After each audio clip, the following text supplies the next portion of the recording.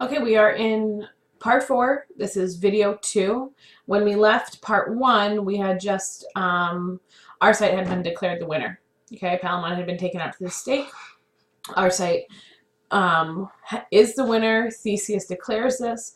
Therefore, because he's the winner of the battle, he is also the winner of Emily. Okay, so let's pick up on the bottom of page 169 on line 1805. What could fair Venus do now in heaven? What did she say now? What did the Queen of Love do? She only wept for not having her way, but so hard that her tears fell into the arena.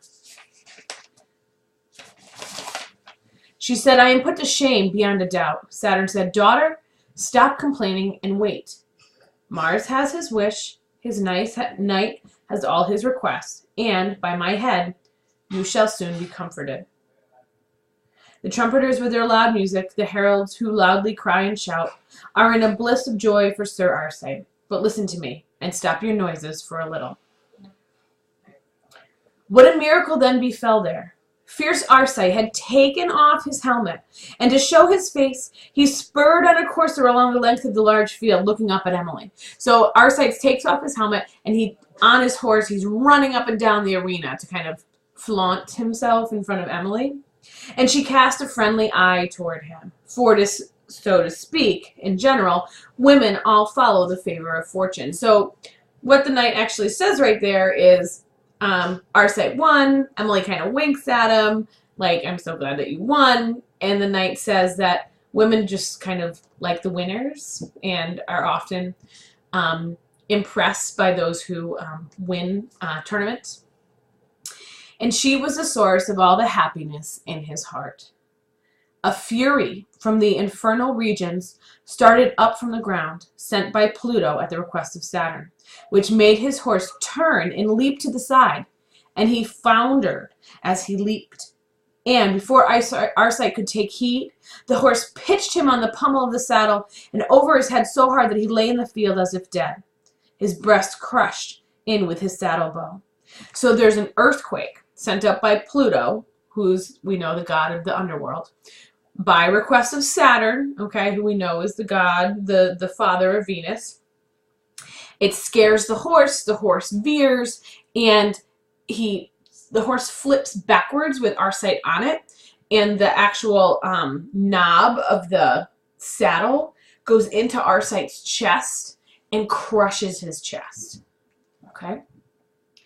He lay looking as black as a coal or a crow. Blood had so suffused his face.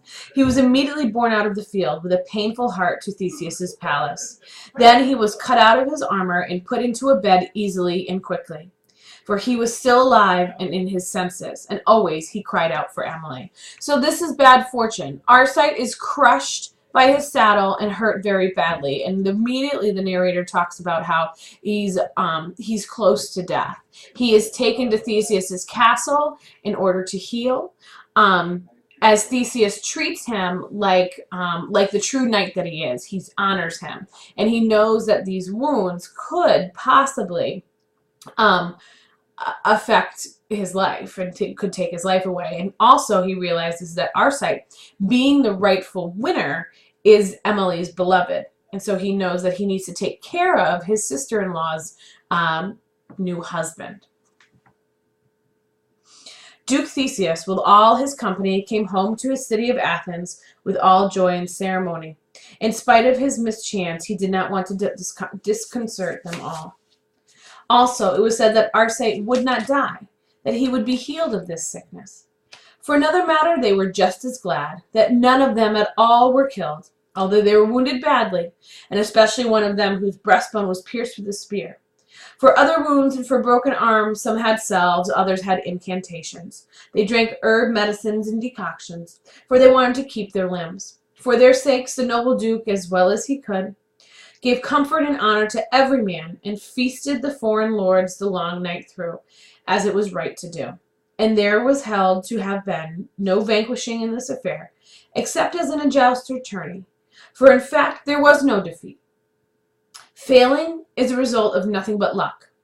Likewise, to be led by force to the stake without surrendering, and having been captured by 20 knights, one person by himself, without more, and dragged on by arm, foot, and toe, and also his horse driven on with staves by footmen, both yeomen and servants. All of this was not reckoned a disgrace to Palamon. No one could call it cowardice. Okay? So the good fortune that comes out of this is that the kingdom rejoices in the fact that no one was killed.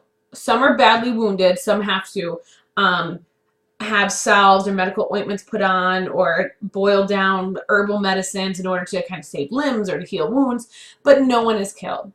There's this determination that's made by the knight who's telling the story that all are guided by fate. It doesn't really matter. Win or lose, it's already been predetermined for you, which is kind of a downer to think that you can work really hard, but your destiny is already prescribed for you. No one has control. So you can't really feel bad or good if you win or lose. The knight gives the example. Palamon should be proud of the way he fought, and Arcite cannot control being thrown off his horse. There's no reason why anyone should be ashamed. For these reasons, Duke Theseus caused to be publicly announced, in order to prevent all rancor and envy, the success of each side as well as the other, and either side alike as though they had been brothers. He gave them gifts according to their rank, and held a feast for fully 3 days, and conveyed the kings nobly out of his town the distance of a generous day's journey. Every man went home the direct way. There was nothing further but farewell, goodbye. I shall not write any more of this battle, but speak of Palamon and Arcite. So Theseus treats all the other 200 knights very well. They all feast and relax and enjoy the next 3 days. He gives them presents. They leave with all kinds of goodies, and Theseus treats them as they should be treated. Now the knight says, I'm not going to talk anymore about them. We need to get on to the important stuff. What's going on with Palamon and Arcite? The breast of Arcite swelled, and the pain at his heart increased more and more. Excuse me. No matter what medical skill was tried, the clotted blood corrupted and remained in his body, so that neither bleeding, nor cupping, nor herb decoctions could help him. It's very interesting that he's actually wounded in his heart. Okay, that is obviously symbolic. Okay. What's the problem is that his blood is, it's being, kind of coagulating, I guess, and it's remaining in his body, so it's swelling and swelling. And they do things called bleeding or cupping. Okay, bleeding is literally, it's kind of gross. If you have an area on your body that has a lot of blood, you actually cut the skin and release the pressure and have the bleeding come out. Cupping is also very similar to that, where it's drawing the blood out by using almost small little shallow cuts, and then using cups to kind of work the blood out. It's really kind of disgusting. Okay, so anyway, the problem is that he has too much blood. His heart is overworking. Okay, and they're really finding no way to help him. The expulsive or animal power could not void or expel the poison from the power named the natural one. The tubes of his lungs began to swell, and every muscle down in his breast was damaged with venom and corruption. Nothing helped to save his life. Neither vomiting upward nor laxative downward. That region was completely shattered. Nature now had no dominion, and certainly, where nature will not work, farewell medicine. Go bear the man to church. In a word, Arcite had to die, for which reason he sent for Emily and for Palamon, who was his dear cousin, and he spoke thus, as you shall hear. So the bad fortune is that Arcite is dying. There is absolutely no remedy to cure him. There is no way. The knight talks about how the gods have power over him, and when they determine someone to die, there's no medicine that will help them. So he calls for Emily and he calls for Palamon to say his final goodbyes. Make sure you have 33 down under your bad fortune notes.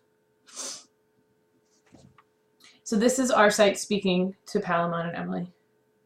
The woeful spirit within me cannot declare the smallest part of the pain of my sorrow to you, my lady, whom I most love. But I bequeath the service of my spirit to you above any other creature, since my life may last no longer. Alas, the woe, alas, the bitter pains that I have suffered for you, and for so long. Alas, death, and alas, my Emily.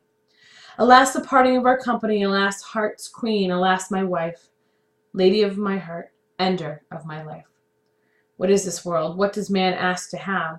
One instant with his love, the next in his cold grave alone and without company. Farewell, my sweet foe, my Emily, and softly take me into your 2 arms, for the love of God, and listen to what I say. With my cousin Palamon here I have had strife and rancor for a long time, for the love of you and for my jealousy. Jupiter so wise, guide my soul to speak properly of a servant of love, faithfully with all qualities, that is to say, faithfulness, honor, chivalry, wisdom, humility, nobility, high descent, magnanimity, and all else that belongs to that calling. As I hope Jupiter will take my soul, I know at this very moment none in this world so worthy to be loved as Palamon, who serves you, and will do so all his life. And if you are ever to be a wife, don't forget Palamon, the gentle man. So Arcite talks to Emily, talks about how he loves her. He also talks about how he kind of says, you're the reason why I'm dying, but he doesn't point the blame, but he does identify that. Okay, so let's talk about some good news. Okay, he's on his deathbed. That's not good news, but Palamon and Emily are given permission by Arcite to marry and to live in happiness. Arcite says, he's my cousin. He is worthy. He loves you. He obviously does. We've been through an unbelievable journey together in order to find you. I mean, if you're going to think about having another husband, you need to consider Palamon. He also states his love for Emily and then forgives Palamon. He calls him his noble cousin. He talks about how his jealousy has brought him here and that their quarrel has brought him there. He's not upset with the fact that he's dying. He understands it, and he identifies that this is his fate, this is his destiny, and this is also the fate and destiny of Palamon and Emily. At those words his speech began to fail, for from his feet up to his breast had come the cold of death that had overcome him, and yet more, in his 2 arms the vital strength was lost and gone. Without the other powers, the intellect, last and alone, which dwelt in his sick and painful heart, began to fail when the heart felt death. His 2 eyes darkened, and his breath failed. But yet he cast his eye on his lady. His last word was, "Mercy, Emily." His spirit changed its house and went where I have never gone. I cannot say where. Therefore I cease. I am no theologian. I find nothing about souls in my book. And I do not wish to relate the opinions of theologians, even if they write where souls dwell. Arcite is dead. May Mars guide his soul thither. Now I will speak of Emily. Emily shrieked, and Palamon howled. And Theseus soon took his sister swooning, and bore her away from the corpse. What good is it to spend time in telling how she wept both evening and morning?